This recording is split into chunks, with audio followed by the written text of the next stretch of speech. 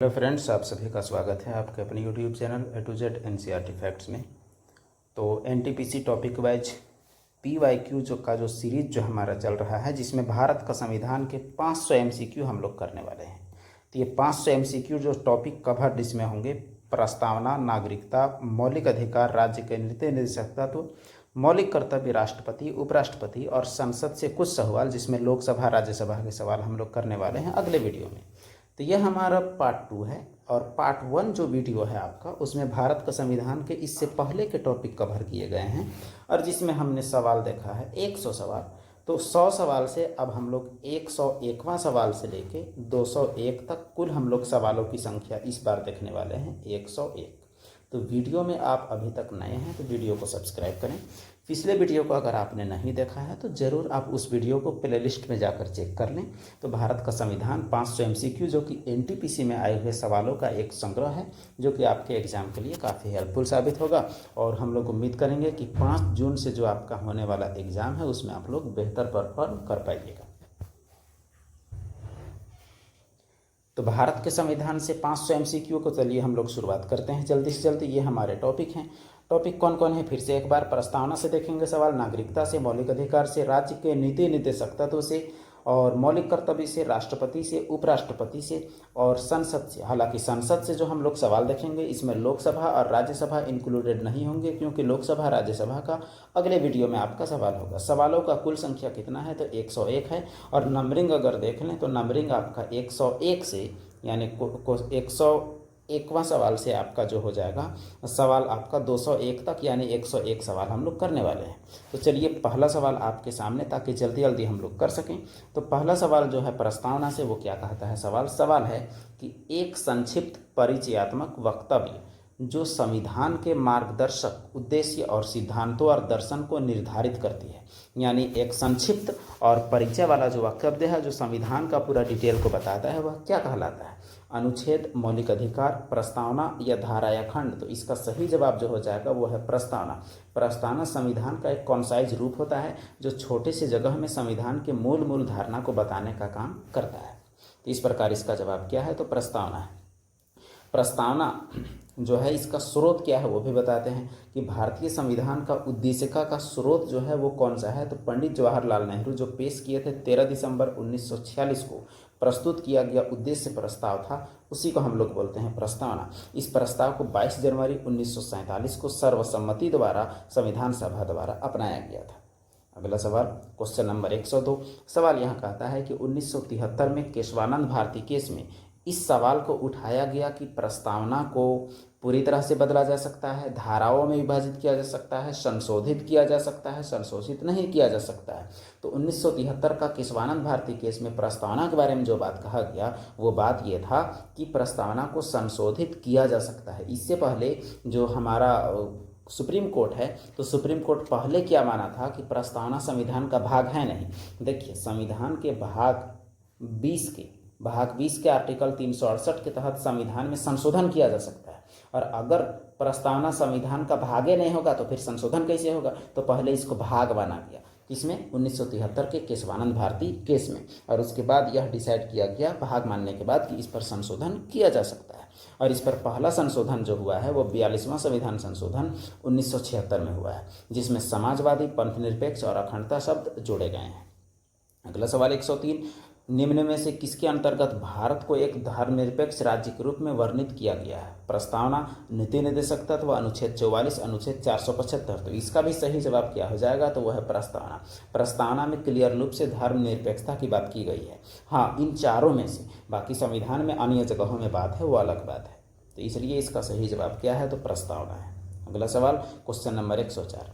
भारत द्वारा धर्मनिरपेक्षता स्वीकार किए जाने के कारण भारतीय नागरिक को निम्न में से कौन सा अधिकार प्राप्त है? यानी भारत जो धर्मनिरपेक्ष देश है तो इस वजह से नागरिकों को कौन सा अधिकार है? तो ऑप्शन देखिए: अपनी इच्छानुसार धर्म का अनुसरण का अधिकार, स्वयं को अभिव्यक्त करने का अधिकार, इच्छानुसार कई भाषाएं बोलने का अधिकार, संसदीय चर्चाओं में भाग लेने का अधिकार। तो देखिए, धर्म से जुड़ा हुआ जो इसमें से एक ही आपको वक्तव्य दिख रहा होगा, और वो आपका क्या है? इच्छानुसार धर्म के अनुसरण करने का अधिकार जो है वो भारत का धर्मनिरपेक्षता का गुण स्वीकार किए जाने के कारण भारतीय नागरिकों को दिया गया है।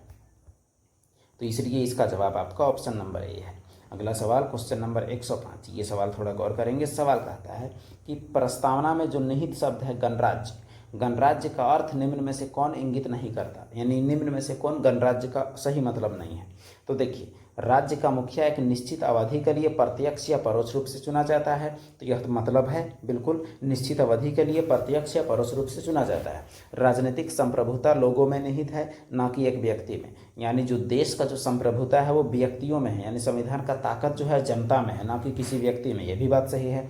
किसी भी विशेषाधिकार प्राप्त वर्ग की अनुपस्थिति में भी सभी सरकारी कार्यालय बिना किसी भेदभाव के हर नागरिक के लिए खुले हैं। बिल्कुल सही बात है, लेकिन यहाँ आपको गलत तलाश करना है। जब 3 सही है तो चौथा आपका ऑटोमेटिक हो जाएगा गलत, और वो आपका ये है। कैसे, वो देखते हैं। देश के सर्वोच्च पद जहाँ पर राष्ट्राध्यक्ष वंशानुगत राजा होता है, तो वंशानुगत नहीं होता है तब तो गणराज्य बोलते हैं। इसीलिए आपका चौथा नंबर जो है वो आपका सही हुआ, ऑप्शन नंबर डी, जैसा कि आप देख सकते हैं। अगला सवाल, नागरिकता से जुड़े हुए सवाल शुरू हो रहे हैं। सवाल कहता है यहाँ क्वेश्चन नंबर 106, कोई भी व्यक्ति जो सामान्यतः भारत में कितने साल रहा हो, प्राकृतिकरण यानी नेचुरल मेथड द्वारा भारतीय नागरिकता प्राप्त कर सकता है। यानी कोई व्यक्ति लगातार कितने साल रहता है तो वो ऑटोमेटिक भारत का नागरिक बन जाता है। 9 साल, 15 साल, 5 साल या 12 साल। तो इसका जो सही जवाब जो हो जाएगा वो आपका क्या है, 12 साल। कोई भी व्यक्ति सामान्यतः भारत में अगर 12 साल रहा हो तो नागरिकता अधिनियम की 3री अनुसूची में सभी योग्यताओं को अगर पूरा करता हो तो नेचुरलाइजेशन यानी प्राकृतिकरण द्वारा भारतीय नागरिकता प्राप्त कर सकता है। अगला सवाल, भारत के संविधान के अनुच्छेद 7 के अनुसार आपको पता होना चाहिए कि नागरिकता का प्रावधान आर्टिकल 5 से लेकर 11 तक है, और ये कौन से भाग में है, भाग 2 में है। तो अनुच्छेद 7 के अनुसार कोई भी व्यक्ति जो कितना दिन के बाद भारत के राज्य क्षेत्र से प्रव्रजन कर अब पाकिस्तान शामिल राज्य क्षेत्र में चला गया है उसे भारत का नागरिक नहीं माना जाएगा। तो कब के बाद अगर कोई पाकिस्तान चला गया हो तो उसे भारत का नागरिक नहीं माना जाएगा। 1 मार्च 1947, 19 जुलाई 1947, 18 अगस्त 1947, 1 अप्रैल 1947। तो इसका सही जवाब जो है वो क्या है, 1 मार्च 1947। अगर उससे पहले, उसके पहले नहीं, अगर उसके बाद अगर कोई चला गया है तो इसका मतलब ये हुआ कि वह भारत का नागरिक नहीं है। भले ही वह अनुच्छेद 5 और 6 की सारी शर्तों को पूरा करते हो, लेकिन फिर भी नहीं है। अगला सवाल क्वेश्चन नंबर 108। सवाल कहता है यहाँ कि भारतीय संविधान का अनुच्छेद 5 से 11 किससे संबंधित है। ऊपर ही बताया गया कि यह नागरिकता से संबंधित है। बाकी अगर देखा जाए तो मौलिक कर्तव्य आपका आर्टिकल 51A में है, भारतीय संघ आपका अनुच्छेद 1 में है, मौलिक अधिकार आपका कितना है, तो मौलिक अधिकार आपका 12 से लेके आर्टिकल 35 तक मौलिक अधिकार का चर्चा है। अगला सवाल, अच्छा यहाँ तो आप देख चुके, भाग 1 से 4 संघ राज्य क्षेत्र, भाग 2 5 से 11 नागरिकता, भाग 3 12 से 35 मूल अधिकार, भाग 4 36 से 51 नीति निर्देशकता। तो 4 का क्या है, तो 51 का मूल कर्तव्य है। अगला सवाल क्वेश्चन नंबर 109। सवाल कहता है कि भारत के संविधान के अनुच्छेद 6B1 के अनुसार उस प्रत्येक व्यक्ति को भारत की नागरिकता का अधिकार है, यानी प्रत्येक आदमी भारत का नागरिक बन सकता है जिसने कब से पहले पाकिस्तान से प्रव्रजन किया है और अपने प्रव्रजन की तिथि से भारत के राज्य क्षेत्र में रह रहा है। यानी कब से पहले आया है तो वह नागरिक बन सकता है। 19 जुलाई 1948, 18 जुलाई 1949, 17 जून 1947, 18 अगस्त 1947। तो इसका सही जवाब है 19 जुलाई 1948। तो अगर उससे पहले वह आया है तो वह क्या है, वह भारत का निवासी माना जाएगा 19 जुलाई 1948 से पहले। Question number 110। संविधान प्रारंभ होने के बाद से किस अधिनियम से नागरिकता पाने और गंवाने संबंधी प्रावधान है। संविधान शुरू होने के बाद किस अधिनियम से नागरिकता का विनियमन किया गया है, तो नागरिकता अधिनियम 1950, 1952, 1955, 1954। तो इसका जो सही जवाब हो जाएगा ऑप्शन सी। ऑप्शन सी का अर्थात ये हुआ कि 1955। तो 1955 का जो नागरिकता अधिनियम जो है वही आपका मेन रेगुलेट करता है। तो हालांकि इसमें कई बार संशोधन हो चुका है, वो अलग बात है, लेकिन फिर भी जो मूल अधिनियम है भारतीय कानून नागरिकता अधिनियम वो क्या है, 1955 में है। अगला सवाल मौलिक अधिकार से शुरू हो रहे हैं सवाल कहता है कि भारतीय संविधान का कौन सा अनुच्छेद अस्पृश्यता के उन्मूलन की बात करता है, यानी छुआछूत को हटाने की बात करता है। अनुच्छेद 18, अनुच्छेद 17, अनुच्छेद 19 या अनुच्छेद 16। तो छुआछूत को हटाने की बात कौन करता है, तो अनुच्छेद 17 छुआछूत के खिलाफ बात करता है। और बाकी अगर देखा जाए तो छुआछूत जो है वो समानता का अधिकार में है। तो समानता का अधिकार में आपके बहुत सारे अधिकार हैं, जिसमें आर्टिकल 14 है, 15 है, 16। तो 16 नौकरी में बराबरी, 18 में आपका क्या है तो सेना और एजुकेशन के अलावे कोई भी उपाधि आप नहीं ले सकते। यहाँ ऑप्शन का डिटेल किया गया है। यहाँ 16 आपका ये हुआ और 18 आपका उपाधियों का अंत हुआ, 19 आपका व्यक्तिगत स्वतंत्रता हुआ, बोलने की आज़ादी। क्वेश्चन नंबर 112, भारतीय संविधान के किस संशोधन द्वारा संपत्ति का अधिकार को मौलिक अधिकारों से हटा दिया गया? तो 48वां, 42वां, 46वां या 44वां? तो सही जवाब है इसका 44वां संविधान संशोधन जो 1978 में हुआ। इसमें क्या किया गया कि आर्टिकल 31 में जो मौलिक अधिकार था संपत्ति का अधिकार, इसको 300A में ले जाया गया और इसको लीगल राइट यानी विधिक अधिकार बना दिया गया। तो इस प्रकार इसका सही जवाब क्या है? तो सही जवाब आपका 44वां संविधान संशोधन 1978 है। अगला सवाल है क्वेश्चन नंबर 113। सवाल कहता है कि निम्न में से किस संस्थान के पास भारतीय संविधान के अनुसार बंदी प्रत्यक्षीकरण की रीट जारी करने की शक्ति है? तो यहाँ थोड़ा रीट के बारे में जान ले। देखिए, जो हमारा हाई कोर्ट है, हाई कोर्ट आर्टिकल 226 के तहत रीट जारी कर सकता है। जो सुप्रीम कोर्ट है आर्टिकल 32 के तहत रीट जारी कर सकता है। ये रीट क्या होता है? रीट को साधारण शब्दों में अगर आप समझें तो यह सुप्रीम कोर्ट या हाई कोर्ट के द्वारा सरकारी विभाग को दिया जाने वाला एक ऐसा आदेश होता है जिसे उसे मानना ही पड़ता है, वही आपका रीट है। तो रीट के प्रकार कितने होते हैं? तो 5 प्रकार होते हैं। तो उसमें से एक प्रकार जो आपका है वो बंदी प्रत्यक्षीकरण है। इसका मतलब अगर कोई व्यक्ति को सरकार गिरफ्तार किया है या बंदी बनाया है तो उसके पक्ष में अगर हाई कोर्ट सुप्रीम कोर्ट में रीट डाला जाता है तो बंदी प्रत्यक्षीकरण की रीट द्वारा सरकार को उसको सामने लाने के लिए मजबूर कर सकता है कोर्ट।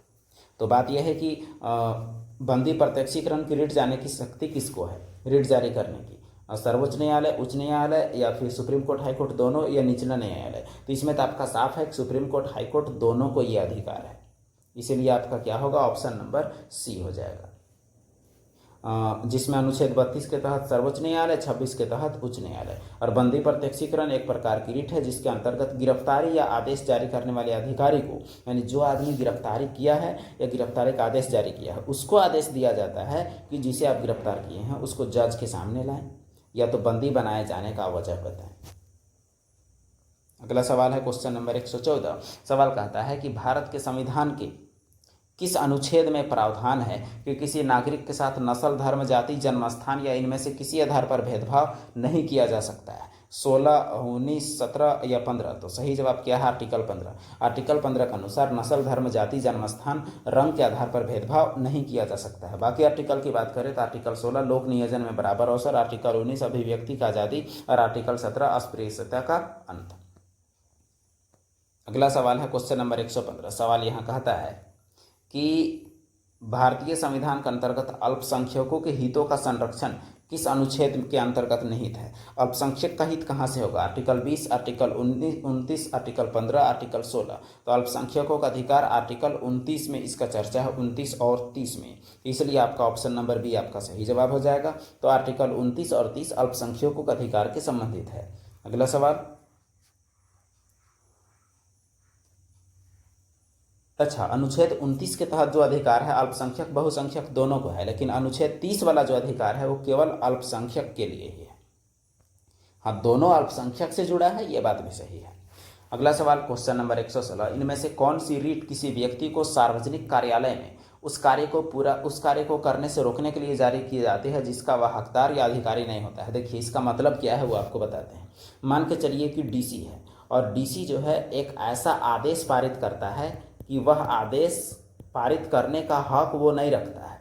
तो मान के चलिए कि वो आदेश जो है वो गलत है। अब गलत है तो आप हाई कोर्ट या सुप्रीम कोर्ट जाते हैं। तो हाई कोर्ट या सुप्रीम कोर्ट जाने के बाद वो आपका रॉन्ग साबित हो जाता है। तो जो आपका सुप्रीम कोर्ट या हाई कोर्ट है वो डीसी को आदेश देगा कि जो आदेश जो तुम दिए हो या जो काम कर रहे हो उसको रोको, क्योंकि तुम उसके हकदार नहीं हो। तो इस रीट को क्या कहा जाता है? बंदी प्रत्यक्षीकरण, निषेधाज्ञा, अधिकार परीक्षा या उत्प्रेषण? तो इसका सही जवाब क्या है? ऑप्शन सी, अधिकार परीक्षा। इसका मतलब यह है कि किसी अधिकारी से सुप्रीम कोर्ट या हाई कोर्ट पूछता है कि आप यह काम किस हक से कर रहे हैं, यानी आपका क्या अधिकार है, यह चीज पूछा जा रहा है। तो यही है अधिकार परीक्षा। तो 5 प्रकार के रीट जो आर्टिकल 32 और 226 के तहत देख सकते हैं। बंदी प्रत्यक्षीकरण, परमादेश, निषेधाज्ञा, उत्प्रेषण, अधिकार परीक्षा। तो देखिए बंदी प्रत्यक्षीकरण में हम लोग क्या करते हैं, एक दो को हम लोग बता देते हैं शॉर्ट में, जिसमें हम लोग न्यायालय में जो भी बंदी है उसको पेश करते हैं। परमादेश का मतलब होता है कि सरकार को या विभाग को आदेश दिया जाता है कुछ अलग करने के लिए। अधिकार परीक्षा में पूछा जाता है कि आपने यह किस हक से किया। तो ये 3 तो आप सीख गए हैं, कोई दिक्कत नहीं है। तो अधिकार परीक्षा जो है ये क्यू वारंटो एक ऐसी याचिका है जिसके माध्यम से कोई भी सार्वजनिक पद पर आसीन किसी व्यक्ति से पूछा जाता है कि आपने किस शक्ति का प्रयोग करके यह काम किया है। अगला सवाल, भारतीय संविधान का कौन सा अनुच्छेद अपराधों के दोष सिद्धि के संबंध में संरक्षण से संबंधित है। मान लीजिए आप पर कोई क्राइम का इल्जाम लग गया, तो बात यह है कि आप क्रिमिनल तो नहीं हो गए, तो उस दौरान आपका संरक्षण कौन सा आर्टिकल करेगा, 19, 21, 18 या 20। तो अपराध के टाइम में जो आर्टिकल जो काम आएगा वो क्या है, आर्टिकल 20। अब आर्टिकल 20 क्या है, अपराधों के लिए दोष सिद्धि के संबंध में संरक्षण। इसमें 3 प्रकार की आज़ादी है। किसी व्यक्ति को अपराध के लिए एक ही बार सजा मिलेगा, अपराध करने के समय जो कानून है उसी के तहत सजा मिलेगा। जैसे मान लिया जाए कोई आदमी 20 साल पहले कोई काम किया है और वर्तमान में उसका सजा है 50,000 और उस दौरान सजा था 10,000, तो वो 10,000 ही का ही सजा का हकदार है, क्योंकि अपराध करने के समय जो कानून है उसी के अनुसार सजा मिलेगी, ना कि पहले ना कि बाद में। तीसरा, किसी भी व्यक्ति को स्वयं के विरुद्ध न्यायालय में गवाही देने के लिए मजबूर नहीं किया जाएगा, यानी खुद के खिलाफ आपको नहीं बोलना है, कोई दिक्कत नहीं है, कोई नहीं बोल सकता है कि आप खुद के खिलाफ बोलो। अगला सवाल है क्वेश्चन नंबर 118। सवाल यहाँ कहता है कि भारतीय संविधान में कौन सा अनुच्छेद शोषण के विरुद्ध अधिकार है। 23, 24, 14, 18, 25, 28, 19, 22। तो इसका सही जवाब क्या हो जाएगा, 23, 24। 23, 24 जो है वो शोषण के विरुद्ध अधिकार है। बाकी देखें 14 से 18 समानता, 19 से 22 स्वतंत्रता, 25 से 28 धार्मिक आजादी। तो आप देख चुके 23, 24 आपका क्या है, शोषण के विरुद्ध अधिकार। अगला सवाल आपके सामने है क्वेश्चन नंबर 119। सवाल कहता है कि भारतीय संविधान के अनुसार कितना आयु तक के बच्चों को मुफ्त और अनिवार्य शिक्षा प्राप्त करने का अधिकार है, 14, 6, 10, 18। तो इसका सही जवाब है 14 साल। 14 साल तक के आयु को हक है कि वे लोग सही से उनको एजुकेशन मिले, फ्री और अनिवार्य, यानी कंपलसरी एजुकेशन मिले। अच्छा, ये संविधान इसे जोड़ा गया है 86वां संविधान संशोधन 2002 के तहत आर्टिकल 21A के रूप में 6 से 14 साल के बच्चों को शिक्षा एक मौलिक अधिकार बना दिया गया है। अगला सवाल क्वेश्चन नंबर 120। सवाल कहता है कि मानव के दुर्व्यापार का प्रतिषेध भारतीय संविधान में किसके अंतर्गत निहित है, यानी इंसान का ही व्यापार करेगा, लोग खरीद बिक्री करेगा, उसको मानव का दुर्व्यापार कहा जाता है। तो यह किस अनुच्छेद में है कि इसके खिलाफ कदम उठाया जा सकता है। Article 21, article 22, article 24, article 23। तो ये जो है इसमें कौन सा आर्टिकल में है, 23 में। 23 में आपका है कि आपसे ज़बरदस्ती श्रम नहीं करवाया जा सकता है और आपका व्यापार नहीं किया जा सकता है। कौन सा, आर्टिकल 23। अगला सवाल है क्वेश्चन नंबर 121। इनमें से कौन सा भारतीय संविधान के अनुसार मौलिक अधिकार नहीं है। संवैधानिक उपचार, सामान्य न्याय, निःशुल्क विधिक सहायता का अधिकार, संभाषण, अभिव्यक्ति, समानता का अधिकार। तो देखिए संवैधानिक उपचार है, भाषण का है, समानता का है, ये सामान्य न्याय और निःशुल्क विधिक सहायता, यानी आपको वकील फ्री में मिलेगा, ऐसा कोई आपको अधिकार बिल्कुल भी नहीं है।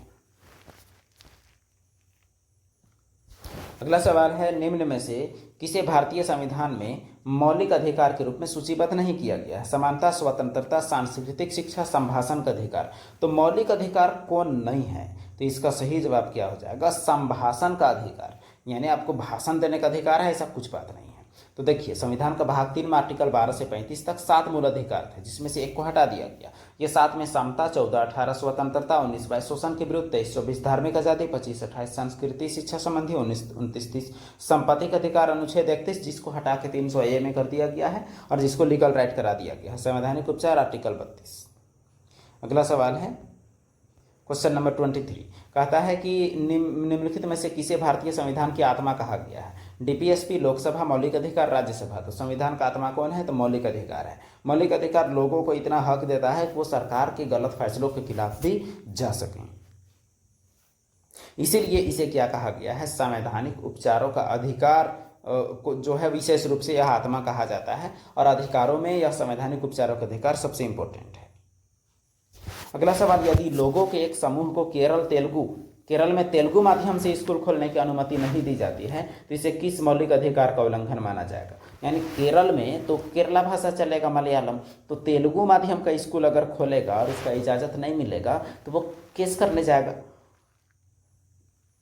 तो किस अधिकार के तहत वो केस करेगा ये बताना है। धार्मिक आज़ादी, स्वतंत्रता, समानता या सांस्कृतिक शैक्षणिक। तो सही जवाब क्या हो जाएगा, सांस्कृतिक और शैक्षणिक के तहत। मान लीजिए आप कोई भी स्कूल खोलते हैं और स्कूल जो है आप हिंदी का स्कूल कर्नाटक में जाके खोलते हैं तो आपको नहीं रोका जाएगा। रोका जाएगा तो सांस्कृतिक शैक्षणिक अधिकार के तहत आप कोर्ट जा सकते हैं। अगला सवाल, भारत के संविधान के किस भाग में भारत के नागरिकों के मौलिक अधिकार मौजूद है? 4, 2, 1, 3। तो मौलिक अधिकार नागरिकों के भाग 3 में मौजूद है। कहाँ से कहाँ तक? तो आर्टिकल 12 से लेके 35 तक। भाग 3 को इसलिए संविधान का मैग्ना कार्टा कहा जाता है। और कितने अधिकार है? तो 6 अधिकार है। क्वेश्चन नंबर 126, भारतीय संविधान के अनुसार प्रत्येक व्यक्ति जिसे गिरफ्तारी करके हिरासत में लिया गया है, कोई भी व्यक्ति जिसे अरेस्ट किया गया है, कि गिरफ्तारी के स्थान से मजिस्ट्रेट की अदालत तक की यात्रा के आवश्यक समय को छोड़कर उक्त गिरफ्तारी के कितने घंटों की अवधि के भीतर निकटतम मजिस्ट्रेट के समक्ष पेश किया जाएगा। यानी गिरफ्तार करने के बाद कितने देर के अंदर में व्यक्ति को मजिस्ट्रेट के सामने पेश किया जाएगा, यह बात आपको बताना है। 36 घंटा, 12 घंटा, 10 घंटा या 24 घंटा। तो इसका जो सही जवाब हो जाएगा वो आपका हो जाएगा 24 घंटा। ये संविधान का अनुच्छेद 22 के तहत, जो कि आपका स्वतंत्रता का अधिकार के तहत आता है, अनुच्छेद 22, इसके तहत प्रत्येक व्यक्ति जिसे गिरफ्तार किया गया है यात्रा के समय को छोड़कर 24 घंटे के अंदर निकटतम मजिस्ट्रेट के समक्ष पेश किया जाएगा। अगला सवाल, क्वेश्चन नंबर 127, सवाल कहता है कि संसद द्वारा निःशुल्क और अनिवार्य शिक्षा का अधिकार अधिनियम किस वर्ष पारित किया गया? 2011, 6, 9 या 10। तो निःशुल्क यानी free education, free and compulsory education का अधिकार अधिनियम, उसका एक्ट कब आया? तो उसका एक्ट आया है 2009 में, जिसे हम लोग बोलते हैं एक नाम RTE act, right to education act आया कब? तो ये आपको याद रखना है 2009 में आया है और यह लागू हुआ है 1 अप्रैल 2010 से। और इसके तहत यानी ये एक्ट जो है वो संविधान का अनुच्छेद 21A के तहत आया है और ये 21A 86वां संविधान संशोधन 2002 के तहत अनिवार्य और फ्री शिक्षा 6 से 14 साल के तक के बच्चों को दिए जाने का प्रावधान को मौलिक अधिकार बनाया गया था। अगला सवाल, क्वेश्चन नंबर 128, सवाल कहता है कि मूलभूत अधिकारों में से ज़्यादातर हमारे संविधान के कहाँ से कहाँ तक के अनुच्छेद में शामिल किए गए हैं? तो मौलिक अधिकार कहाँ है ये बताना है। 1 से 10, 12 से 35, 36 से 51 या 112 से 135। तो इसका सही जवाब आपका हो जाएगा 12 से 35। मौलिक अधिकार संविधान के भाग 3 में 12 से 35 यानी आर्टिकल 12 से 35 तक में शामिल किए गए हैं। इसे ही संविधान का भारत का अधिकार पत्र यानी मैग्ना कार्टा कहा जाता है। और संविधान में कितने मूल अधिकार हैं? तो 6 अधिकार हैं। पहले कितने थे? तो 7 मूल अधिकार थे मूल संविधान में। क्वेश्चन नंबर 129, सवाल यहाँ कहता है कि निम्न में से कौन सा विकल्प भारतीय नागरिक का मूलभूत अधिकार नहीं था? समानता का अधिकार, निजता का अधिकार, जीवन का अधिकार, शोषण के विरुद्ध अधिकार। तो ये मूलभूत अधिकार कौन नहीं था, इसका मतलब अब है। तो सही जवाब इसका हो जाएगा आपका निजता का अधिकार। निजता का अधिकार बाद में जोड़ा गया है और ये बाद में देखिए कैसे जोड़ा गया है। भारतीय नागरिक को निजता का अधिकार, मूलभूत अधिकार बाद में जोड़ा गया। 2017 में 9 जजों वाली सुप्रीम कोर्ट की संवैधानिक पीठ ने सर्वसम्मति से निजता का अधिकार को मौलिक अधिकार बताया और पीठ ने कहा कि निजता का अधिकार संविधान के आर्टिकल 21 के तहत दिए गए जीने का अधिकार, व्यक्ति की स्वतंत्रता का अधिकार का ही एक हिस्सा है, इसलिए इसके लिए कोई अलग से संविधान का संशोधन करने का जरूरत नहीं पड़ा। अगला सवाल है क्वेश्चन नंबर 130, सवाल कहता है कि भारत का संविधान के अनुसार निम्नलिखित में से कौन सा एक मौलिक अधिकार नहीं है? स्वतंत्रता का अधिकार, जीने का अधिकार, समानता का अधिकार, देश की रक्षा का अधिकार। तो भारत के संविधान के अनुसार कौन सा एक मौलिक अधिकार नहीं है ये बताना है। तो सही जवाब इसका हो जाएगा आपका देश की रक्षा का अधिकार कोई मौलिक अधिकार नहीं है। यह एक मौलिक कर्तव्य है कि आप देश की रक्षा करें। तो भारतीय संविधान में जैसे स्वतंत्रता का अधिकार है, यह 19 से 22 से है। जीने का अधिकार ये आपका 21 में है। समानता का अधिकार 14 से 18 में है और ये देश की रक्षा का अधिकार ये आपका कहीं भी नहीं है। अगला सवाल, भारतीय संविधान निम्नलिखित में से कौन से मौलिक अधिकार की गारंटी नहीं देता है? स्वाधीनता का अधिकार, धार्मिक आज़ादी, समानता या व्यवसाय का अधिकार। तो मौलिक अधिकार में कौन सा गारंटी नहीं है? तो सही जवाब है व्यवसाय का अधिकार मौलिक अधिकार के रूप में नहीं है। यानी आप कहीं भी व्यवसाय कर सकते हैं, लेकिन कोई भी व्यवसाय कर सकते हैं ऐसा आपका बिल्कुल भी नहीं है। अगला सवाल क्वेश्चन नंबर 132, भारतीय न्यायिक प्रणाली में रीट जो हिबियस कॉर्पस कहा जाता है उसका शाब्दिक अर्थ क्या है? प्रमाणित किए जाने हेतु आपका अधिकार क्या है? हम आदेश देते हैं, आपको बंदी प्रत्यक्षीकरण का अधिकार प्राप्त होगा। तो हिबियस कॉर्पस का क्या मतलब है? यह आपका मीनिंग से डायरेक्ट सवाल है। यह बंदी प्रत्यक्षीकरण को क्या बोलते हैं? तो हिबियस कॉर्पस कहा जाता है। और हिबियस कॉर्पस उच्चतम न्यायालय द्वारा अनुच्छेद 32 के तहत और हाईकोर्ट के द्वारा आर्टिकल 226 के तहत ये रीट जारी किया जाता है। यह बंदी बनाने के विरुद्ध यह आदेश दिया जाता है। हिबियस कॉर्पस का मतलब है शरीर लेकर आओ, यानी बंदी को न्यायालय के सामने पेश करो। क्वेश्चन नंबर 133, परमादेश रीट क्या होती है? तो एक रीट ये भी था परमादेश हिबियस कॉर्पस के अलावा। तो समझौता होना, किसी सरकारी निकाय को उसके कर्तव्यों का पालन कराना, व्यक्ति को न्यायालय में पेश करना, सुनवाई की समाप्ति की मांग करना। तो परमादेश एक परम आदेश होता है। इसका मतलब यह है कि जो सरकारी बॉडी है उससे अपना काम नियम का पालन करवाना, यही होता है परमादेश। अगर कोई सही काम नहीं कर रहा है तो उसको कोर्ट आदेश देगा कि तुम ऐसा करो और यह परमादेश है, यानी इसको मानना ही मानना है। इसीलिए परमादेश का सही जवाब ऑप्शन बी, जैसा कि आप ऊपर देख चुके। क्वेश्चन नंबर 134, उस रीट का नाम बताइए। उस रीट का नाम बताइए जिसके तहत अदालत किसी गिरफ्तारी का तरीका या आधार विधिक और संतोषजनक न होने पर गिरफ्तार व्यक्ति को उसके सामने पेश किए जाने या मुक्त करने का आदेश देती है। उत्प्रेषण, कोवारंटो, परमादेश की बंदी प्रत्यक्षीकरण। तो ये गिरफ्तारी और बंदी से संबंधित तो एक ही है आपका बंदी प्रत्यक्षीकरण, इसीलिए आपका यही होगा। क्वेश्चन नंबर 134 का जवाब आपका डी हो जाएगा। और कितने हैं? 5 प्रकार के रीट में आप देख सकते हैं, हिबियस कॉर्पस, परमादेश, मैंडेमस, प्रतिषेध, प्रोहिबिशन और उसके बाद उत्प्रेषण और अधिकार परीक्षा। तो ये आपका 5 रीट है। अगला सवाल, 4 मूलभूत अधिकारों में से एक का चयन करें जो भारत के नागरिकों और विदेशियों के लिए उपलब्ध होता है, यानी बाहरी भीतरी सबके लिए जो उपलब्ध है वो मौलिक अधिकार आपको बताना है। तो आर्टिकल 15 जिसमें धर्म, जाति, लिंग के आधार पर कोई भेदभाव नहीं होगा और सार्वजनिक रोजगार के विषय में अवसर की समानता, भाषा, लिपि, अल्पसंख्यकों का संरक्षण, धार्मिक मामलों को प्रबंध करने की आज़ादी। तो कौन सा अधिकार है जो विदेशियों के लिए भी है? तो यह आपका ये अनुच्छेद 26, यानी धार्मिक मामलों में प्रबंध करने की आज़ादी, यानी विदेश भी आए तो अपने धर्म के अनुसार अपना आचरण, विदेशी भी आए तो अपना धर्म के मामले में अपना आचरण कर सकते हैं। यही चीज़ आपका आर्टिकल 26 देशी विदेशी सबके लिए सेम है। अब राज्य के नीति निर्देशक तत्व से सवाल शुरू हो रहे हैं। तो सवाल आपका जो पहला है वो क्या है? समाज के आर्थिक रूप से कमजोर वर्गों, विशेषकर अनुसूचित जाति और अनुसूचित जनजाति ST/SC के शिक्षण यानी पढ़ाई और आर्थिक हित यानी रोजगार को बढ़ावा देने के लिए संवर्धन यानी बढ़ावा देना निम्न में से किसके तहत आता है? मौलिक कर्तव्य, 5वीं अनुसूची, राज्य का नीति निर्देशक तत्व, मौलिक कर्तव्य। तो लोक कल्याणकारी राज्य यानी कल्याण वाला चीज जो है वो राज्य का नीति निर्देशक तत्व के अंतर्गत आता है। और यह प्रावधान कहाँ से लिया गया? आपको पहले भी पता है कि यह आयरलैंड से लिया गया एक प्रावधान है, इसलिए इसका जवाब क्या हो जाएगा? ऑप्शन सी हो जाएगा। यह संविधान के भाग 4 के आर्टिकल 36 से 51 तक है।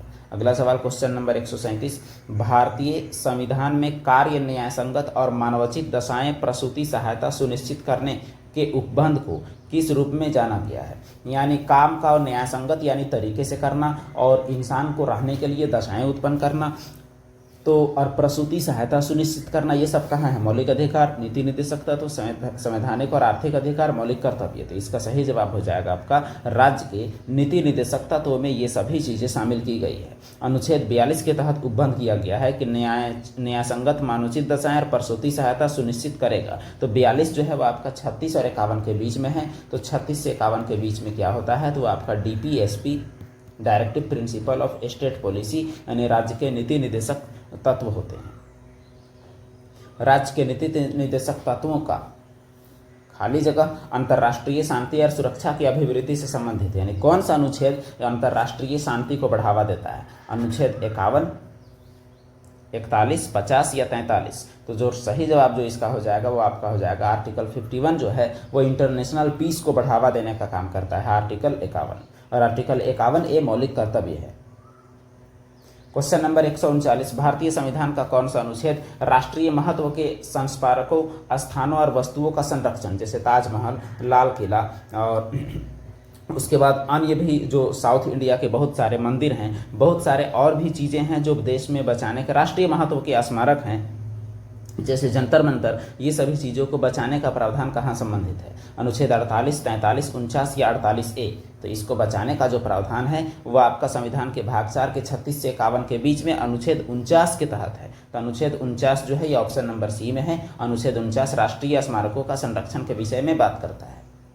क्वेश्चन नंबर 140 सवाल कहता है कि राज्य के नीति निर्देशक सिद्धांतों में निहित प्रावधानों को, जो भी डीपीएसपी में जो कानून है, जो भी नियम है, तो किसी न्यायालय द्वारा लागू नहीं किया जा सकता है। सर्वोच्च न्यायालय लागू कर सकता है, उच्च न्यायालय लागू कर सकता है, किसी भी न्यायालय द्वारा लागू किया जा सकता है।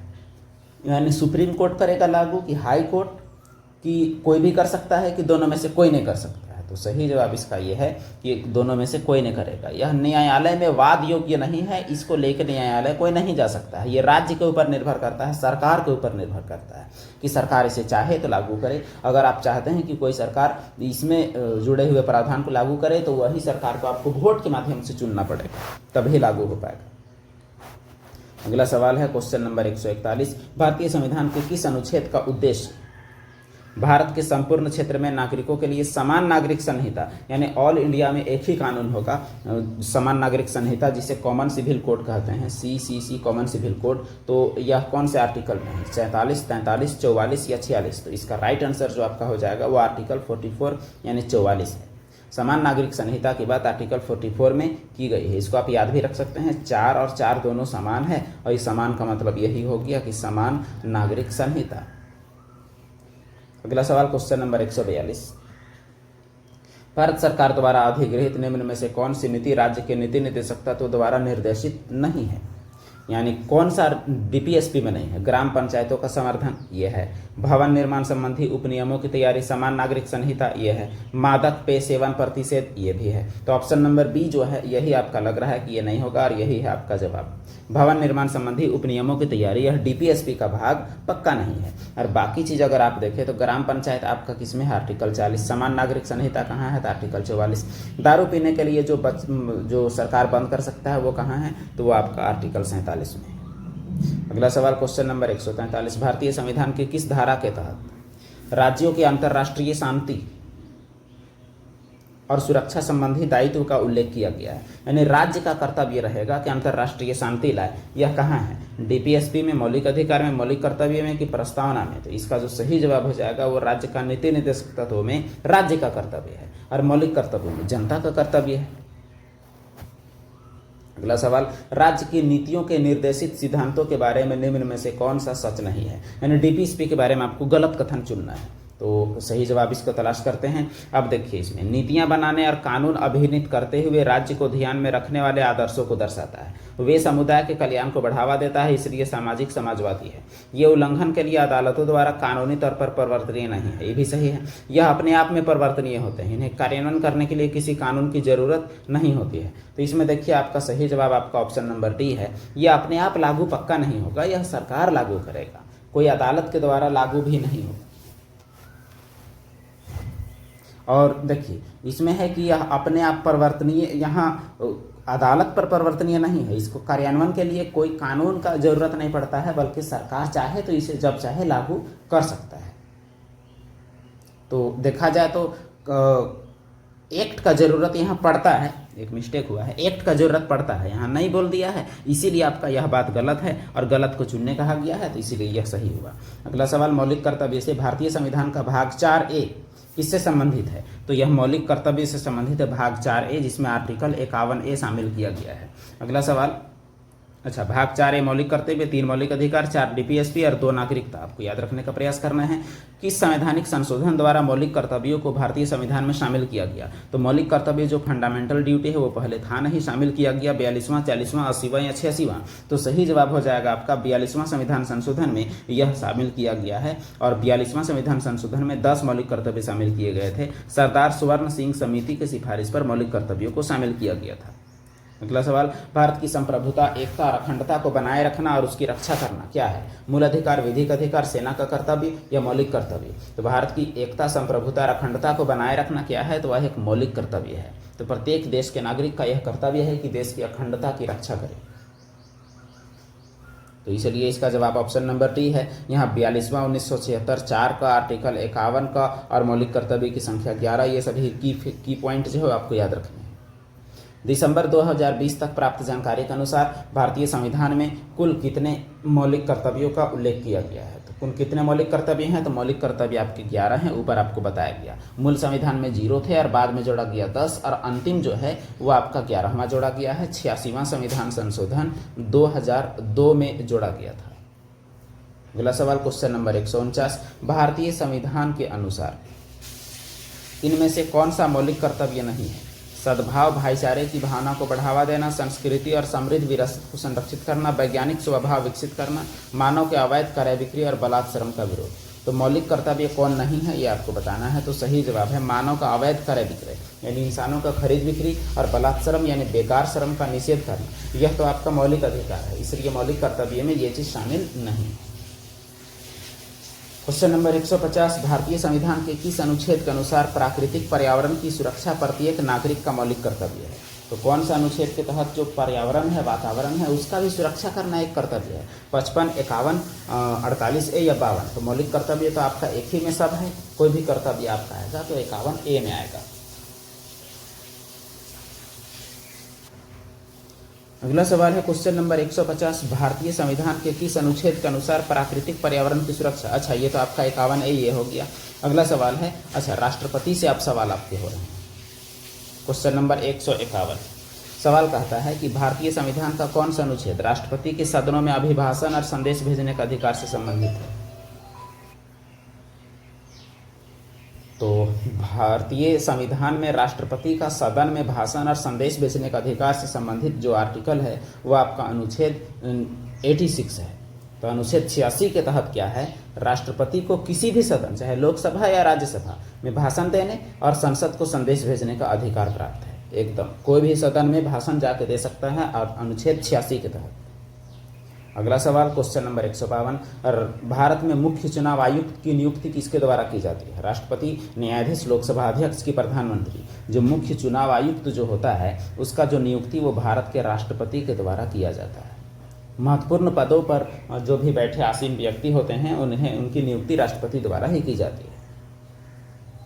अच्छा, जो आपका निर्वाचन आयोग जो होता है, यहाँ आप जान ले चुनाव आयुक्त तो निर्वाचन आयोग का हेड होता है और संविधान का भाग 15 का अनुच्छेद 324 से 329 में निर्वाचन से संबंधित उपबंध है और निर्वाचन आयोग की स्थापना 25 जनवरी 1950 को हुई थी। इसका गठन जो हुआ था उसमें सुकुमार सेन भारत के पहले चुनाव आयुक्त थे और पहली महिला चुनाव आयुक्त VS रमा देवी थी और अभी तो चुनाव आयुक्त राजीव कुमार हैं। अगला सवाल क्वेश्चन नंबर 153, सवाल यहाँ कहता है कि भारत के राष्ट्रपति का चुनाव एक निर्वाचक मंडल द्वारा किया जाता है, यानी भारत के राष्ट्रपति के चुनाव में कौन कौन शामिल होते हैं ये बताना है। संसद के दोनों सदन यानी लोकसभा और राज्यसभा के निर्वाचित सदस्य, यानी लोकसभा और राज्यसभा के जो चुने हुए मेंबर हैं वो, ठीक है, और राज्य विधानसभाओं के निर्वाचित सदस्य, तो बिल्कुल ये दोनों शामिल होंगे, इसीलिए आपका ऑप्शन नंबर ए होगा। यानी जितने विधायक हैं वो शामिल होंगे और जितने सांसद हैं वो शामिल होंगे, लेकिन सारे चुने हुए होने चाहिए। अच्छा, एक बात और, यहाँ आपका एक चीज़, यहाँ राष्ट्रपति के चुनाव की बात है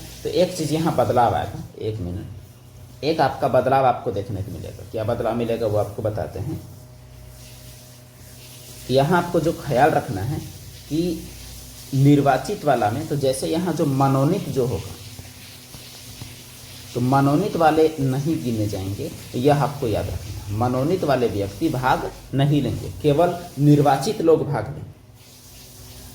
अगला सवाल क्वेश्चन नंबर 154, भारतीय संविधान का कौन सा अनुच्छेद संसद में राष्ट्रपति का विशेष अभिभाषण से संबंधित है, यानी विशेष रूप से भाषण देने से संबंधित? 85, 81, 79 या 87? तो सही जवाब जो इसका हो जाएगा वो 87 है। अच्छा, 86 के तहत भाषण दे सकता है और विशेष अभिभाषण 87 में। 155, भारत में जब संविधान के अतिक्रमण यानी उल्लंघन के लिए राष्ट्रपति पर महाभियोग चलाना हो, यानी राष्ट्रपति को हटाने की प्रक्रिया का शुरुआत करना हो, तो आरोप जो है वो कहाँ लगाया जा सकता है? केवल लोकसभा में, संसद के किसी भी सदन में, राज्यसभा में या केंद्रीय मंत्रिपरिषद में? तो इसका सही जवाब हो जाएगा संसद के किसी भी सदन से लग सकता है। लेकिन अगर बात आ जाएगा उपराष्ट्रपति का, वाइस प्रेसिडेंट का, तो केवल कहाँ लगेगा? तो केवल राज्यसभा में लगेगा। ये भी आपको याद रखना है। और इस कंडीशन में संसद के किसी भी सदन में, क्योंकि उपराष्ट्रपति राज्यसभा का हेड होता है, इसीलिए उपराष्ट्रपति का महाभियोग राज्यसभा से शुरू होता है। 156, निम्न में से कौन सा भारतीय सशस्त्र बलों का सर्वोच्च कमांडर होता है? राष्ट्रपति, लोकसभा अध्यक्ष, प्रधानमंत्री या रक्षा मंत्री?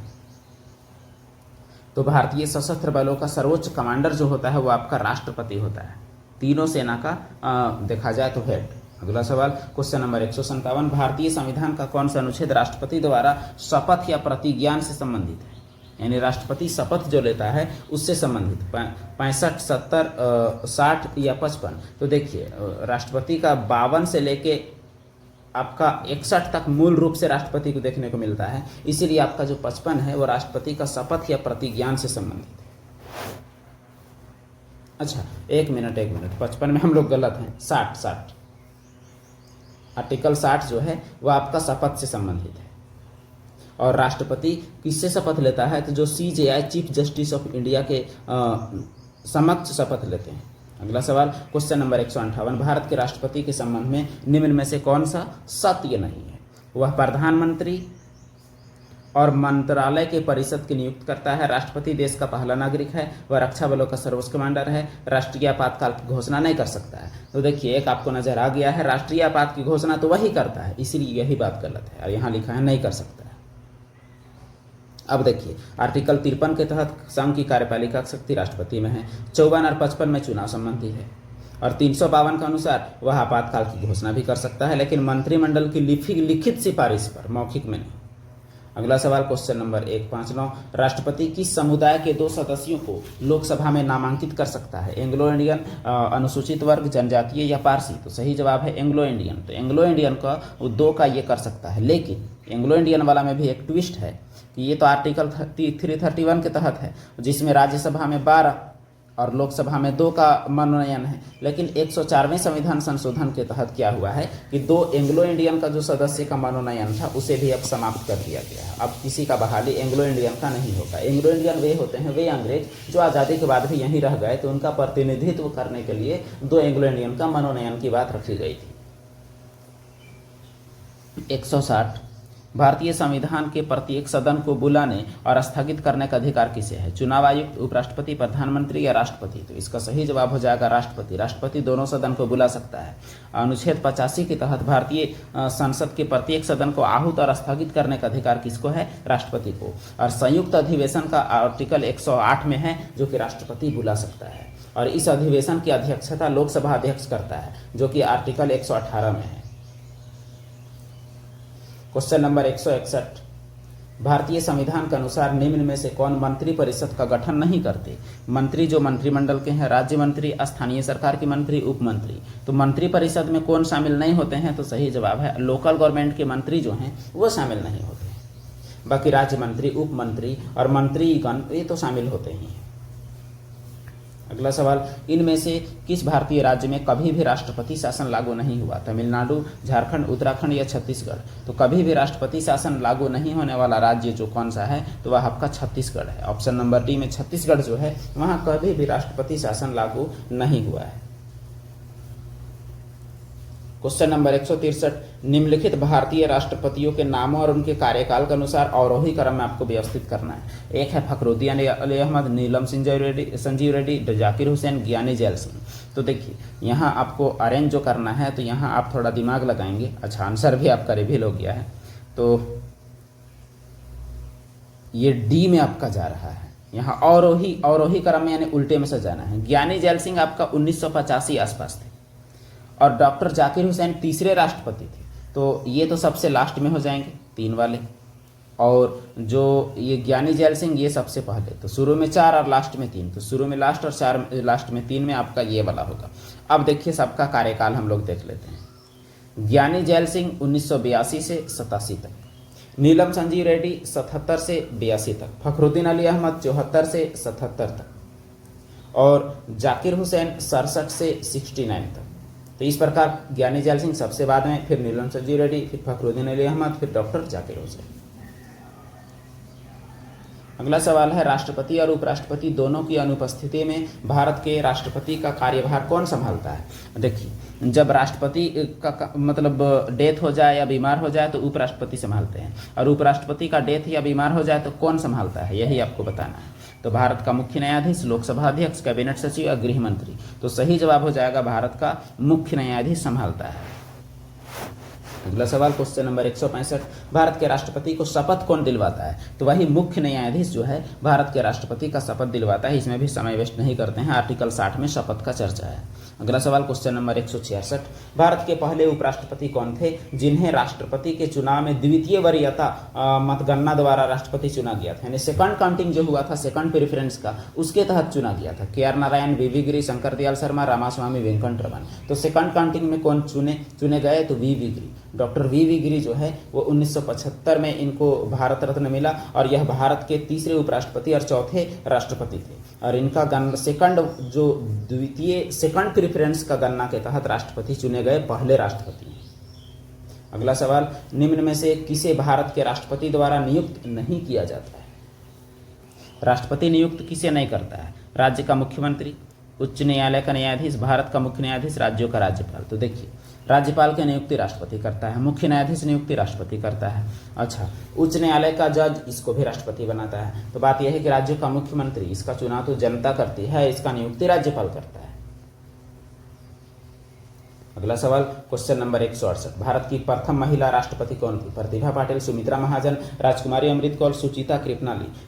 इसका तो सही जवाब आपका हो जाएगा क्या? तो प्रतिभा पाटिल। प्रतिभा देवी सिंह पाटिल का जन्म 19 दिसंबर 1934 को महाराष्ट्र के जलगांव जिले में हुआ और भारत की पहली महिला राष्ट्रपति 2007 से लेकर 2012 तक, यानी 5 साल का टेन्योर रहा। अगला सवाल, भारत के संविधान के अनुसार संघ के रक्षा बलों का प्रमुख कौन होता है? तभी बताया गया था, रक्षा बलों का प्रमुख कौन होता है? राष्ट्रपति। अगला सवाल, भारतीय सुरक्षा बलों का सर्वोच्च कमांडर कौन है?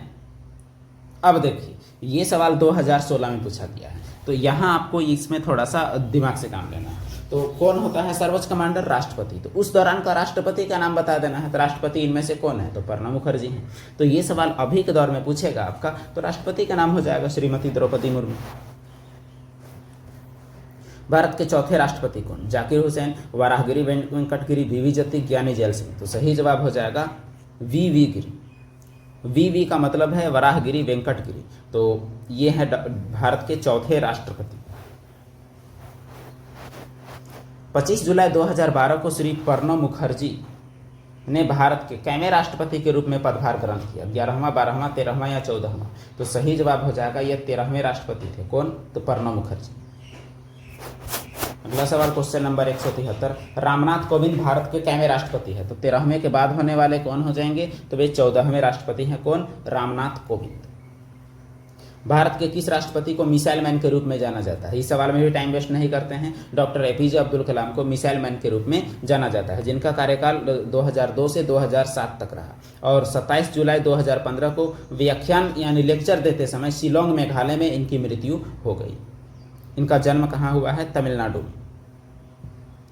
कौन भारत के सबसे युवा राष्ट्रपति थे? सबसे कम उम्र के राष्ट्रपति कौन थे? नीलम संजीव रेड्डी, एस राधाकृष्णन, राजेंद्र प्रसाद, जाकिर हुसैन। तो सही जवाब जो हो जाएगा वो नीलम संजीव रेड्डी, सबसे कम उम्र के सबसे युवा राष्ट्रपति। और वो भी कितने उम्र के, वो भी देखने वाली बात है। 64 साल में सबसे युवा हुए, यानी जितने भी थे सब 64 साल से ज्यादा थे। भारत में दोनों सदनों यानी लोकसभा और राज्यसभा द्वारा प्रस्तुत और पारित किए गए सभी विधेयक किसके अनुमोदन के बाद लागू होते हैं? संसद, प्रधानमंत्री, सर्वोच्च न्यायालय, राष्ट्रपति। तो जैसे आपका लोकसभा में कोई कानून पास, राज्यसभा में पास, राष्ट्रपति से भी पास, तब जाके लागू। इसीलिए लोकसभा, राज्यसभा, राष्ट्रपति तीनों मिला के संसद का निर्माण करते हैं। इसलिए इसका जवाब क्या हो जाएगा? तो राष्ट्रपति हो जाएगा। अगला सवाल, भारत के राष्ट्रपति बनने से पहले इनमें से किसे भारत रत्न से नवाजा गया था? Rajendra Prasad, S Radhakrishnan, V.V.. गिरी या प्रणब मुखर्जी? तो सही जवाब हो जाएगा आपका एस राधाकृष्णन को भारत रत्न से नवाजा गया है राष्ट्रपति बनने से पहले। 1954 में इनको मिला, लेकिन 1962 में ये राष्ट्रपति बने। अच्छा, एपीजे अब्दुल कलाम को भी राष्ट्रपति बनने से पहले 1997 में ही भारत रत्न मिला है और राष्ट्रपति बने हैं 2002 में। अगला सवाल, भारत के राष्ट्रपति द्वारा राज्यसभा में कितने सदस्यों को नामित किया जाता है? तो राज्यसभा जो होता है आपका, जिसमें मैक्सिमम 250 मेंबर हो सकते हैं, इसमें 12 लोगों को नामित किया जाता है, नॉमिनेट किया जाता है। किसके द्वारा? तो राष्ट्रपति के द्वारा। ये 12 लोग कला, विज्ञान, खेल, ये सभी अलग अलग क्षेत्र से, सामाजिक कार्य वगैरह क्षेत्र से शामिल किए जाते हैं। अच्छा, यहाँ थोड़ा सा जान लें, संविधान का अनुच्छेद 80 के अनुसार राज्यसभा में अधिकतम 250 हैं, वर्तमान में 245 है, जिसमें 233 राज्यों से और संघ राज्यों से चुने जाते हैं और 12 नॉमिनेट किए जाते हैं। 12 सदस्य साहित्य, कला, विज्ञान, समाज सेवा क्षेत्र से लिए जाते हैं। राज्यसभा के सदस्य 6 वर्ष के लिए चुने जाते हैं और इनके 1/3 सदस्य प्रत्येक दूसरे साल सेवानिवृत्त हो जाते हैं और यह कभी खाली नहीं होता। राष्ट्रपति निर्वाचन के लिए उम्मीदवार की उम्र कितनी होनी चाहिए? 25 से ज़्यादा, 30 से ज़्यादा, 35 से ज़्यादा, 60 से ज़्यादा। तो इसका सही जवाब हो जाएगा 35 से ज़्यादा होनी चाहिए। अनुच्छेद 58 में ये सब बात की गई है। 35 साल की आयु भारत का नागरिक और लोकसभा का सदस्य बनने के लिए अर्हत हो, यानी उसके लिए योग्यता रखता हो। भारत का संवैधानिक प्रमुख कौन होता है? ये राष्ट्रपति होते हैं, इसमें भी समावेश नहीं करते। भारत का संवैधानिक प्रमुख कौन? राष्ट्रपति होता है। Question number 181। अब देखिए ये सवाल थोड़ा सा गौर से पढ़ेंगे। भारत के राष्ट्रपति के पॉकेट वीटो जो होता है के संदर्भ में ऐसी टिप्पणी क्यों की जाती है कि भारतीय राष्ट्रपति की जेब अमेरिकी राष्ट्रपति की तुलना से बड़ी है? तो पॉकेट वीटो की तुलना में ऐसा क्यों? तो ऐसा है, सारे ऑप्शन हम लोग पढ़ते हैं। भारतीय राष्ट्रपति की अनिश्चित अवधि के लिए बिल पर कोई कार्यवाही या तो सकारात्मक या नकारात्मक न करने की शक्ति। संयुक्त राज्य अमेरिका के राष्ट्रपति को 10 दिन के भीतर पुनः विचार के लिए बिल वापस भेजना पड़ता है और भारतीय राष्ट्रपति के पास 30 दिन होते हैं। संयुक्त राज्य अमेरिका के राष्ट्रपति को 10 दिनों के भीतर पुनर्विचार के लिए भेजना होता है, जबकि भारतीय राष्ट्रपति के पास 20 दिन होते हैं।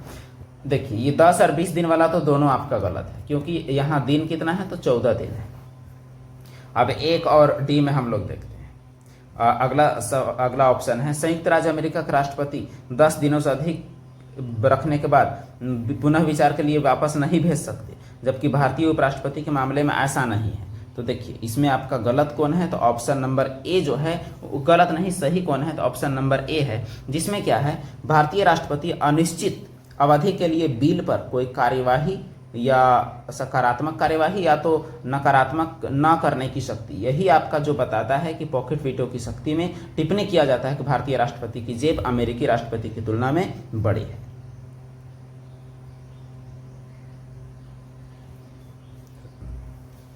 जैसे आपका इसका बात आपको बताते हैं। जैसे मान के चलिए कभी कभी क्या होता है कि आपका लोकसभा है, राज्यसभा है, राष्ट्रपति है, यहाँ से कानून बन गया, यहाँ भी बन गया, राष्ट्रपति को लगा कि नहीं बनाते हैं।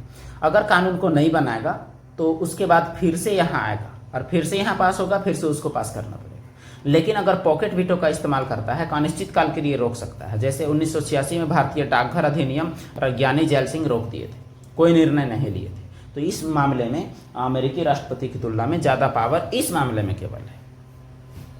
भारतीय गणराज्य में वित्तीय आपात की स्थिति का घोषणा कौन करेगा? तो आपातकालीन शक्ति किसके में निहित है? तो राष्ट्रपति में निहित है, इसलिए इस पर भी चर्चा नहीं। तो देखिए अनुच्छेद 352 के तहत जो एक आपात है वो राष्ट्रीय आपात है, 356 के तहत राष्ट्रपति शासन, 360 के तहत वित्तीय आपात, और तीनों आपात किसमें है? तो राष्ट्रपति में पावर है।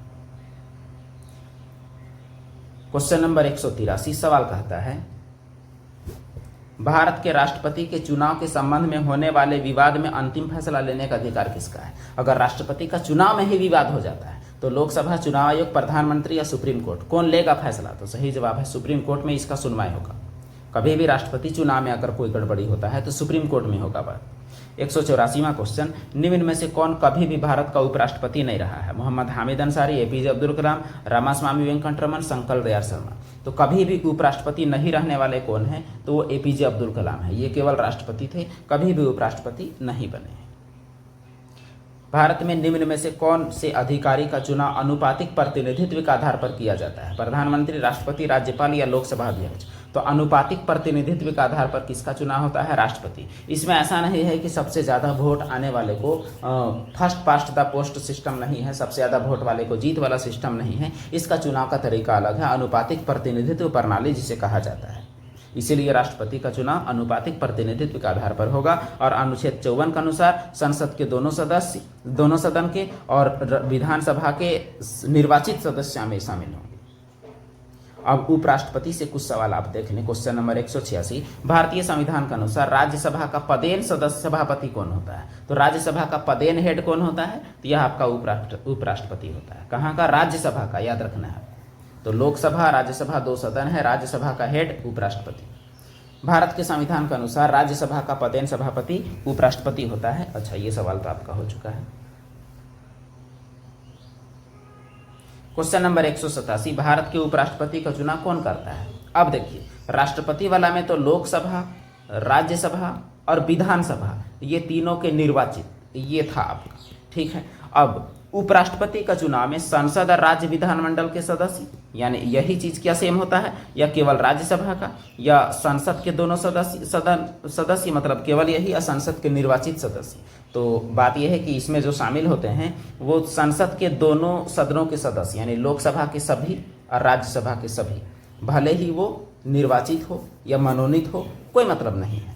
लोकसभा राज्यसभा के सभी लोग उपराष्ट्रपति के चुनाव में भाग लेते हैं। क्वेश्चन नंबर 188, अक्टूबर 2020 के अनुसार भारत के उपराष्ट्रपति कौन है? तो चलिए, उस दौरान के उपराष्ट्रपति पूछे गए हैं, तो सही जवाब तो उस दौरान एम वेंकैया नायडू। और अभी कौन है? तो अभी आपका ये जगदीप धनखड़ है।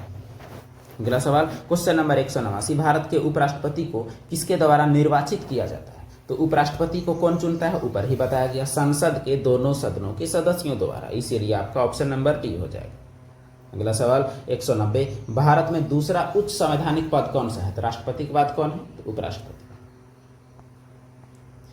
क्वेश्चन नंबर 191, निम्नलिखित में से कौन से विकल्प में भारत का उपराष्ट्रपति बनने हेतु अर्हता नहीं है? भारतीय नागरिक, ये तो है। 35 साल से अधिक, लोकसभा का सदस्य का धारक, राज्यसभा का धारक। अच्छा देखिए, इसमें से कौन सा होगा? 35 साल वाला की लोकसभा वाला का, राज्यसभा वाला की भारतीय नागरिक? तो यही आपको तलाश करना है कि उपराष्ट्रपति बनने का अर्हता कौन नहीं है। तो इसका सही जवाब है ऑप्शन सी, वो लोकसभा का सदस्यता का धारक क्यों होगा जब राज्यसभा का मालिक बनना है? तो इसीलिए राज्यसभा का योग्यता होना चाहिए, लोकसभा का नहीं। अब संसद के बारे में कुछ सवाल जिसमें लोकसभा राज्यसभा एक्सक्लूडेड है, उसका अलग से हम लोग अगला वीडियो में शामिल करेंगे। भारत के संसद में शामिल होते हैं प्रधानमंत्री, लोकसभा, राज्यसभा, राष्ट्रपति, भारत के न्यायवादी, लोकसभा, राज्यसभा, लोकसभा, राज्यसभा, राष्ट्रपति, लोकसभा, राज्यसभा। तो देखिए, संसद में 3 चीज शामिल होते हैं, राष्ट्रपति, लोकसभा, राज्यसभा। ये तीनों मिलकर क्या बनाते हैं? संसद। और यहीं से लॉ यानी कानून बन के निकलता है, कोई भी विधेयक बन के निकलता है।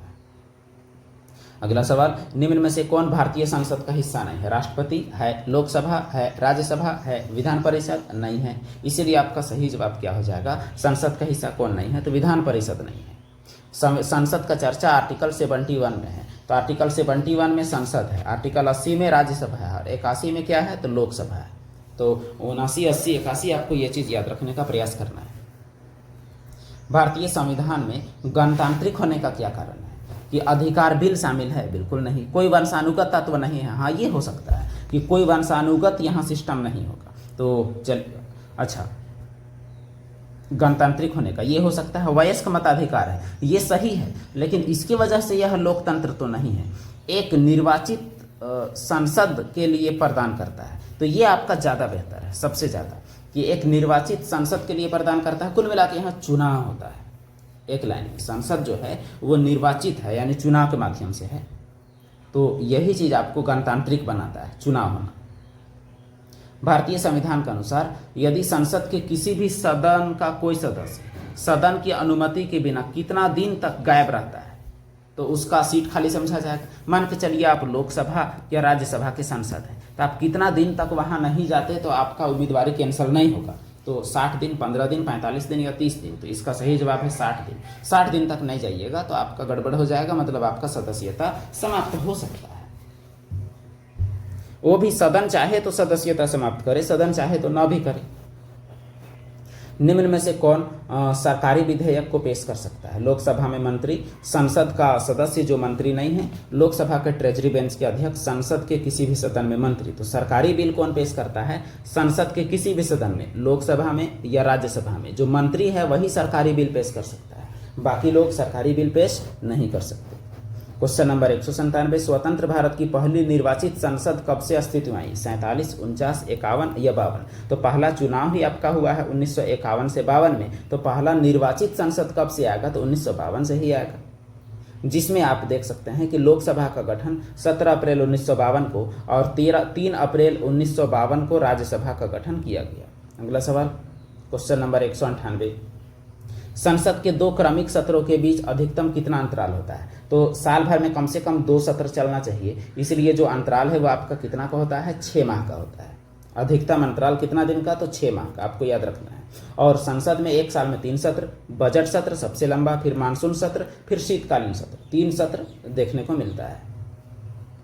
संसद में वर्तमान सत्र के निष्कासन को क्या कहते हैं? संकल्प, कटौती प्रस्ताव, स्थगन या सत्रावसान। तो सत्र का निष्कासन को क्या कहा जाता है? तो स्थगन कहा जाता है, यानी उस दौरान कोई भी कानून स्वीकार नहीं किया जाता है। क्वेश्चन नंबर 200, भारतीय संविधान के अंतर्गत वैधानिक सत्ता का अधिकार किसे प्राप्त है? यानी कानूनी अधिकार, कानून बनाने का, राष्ट्रपति, प्रधानमंत्री, केंद्रीय परिषद या फिर संसद। तो संसद को कानूनी अधिकार सबसे ज़्यादा है, कोई भी कानून को बदल सकता है, बिगाड़ सकता है, बना सकता है।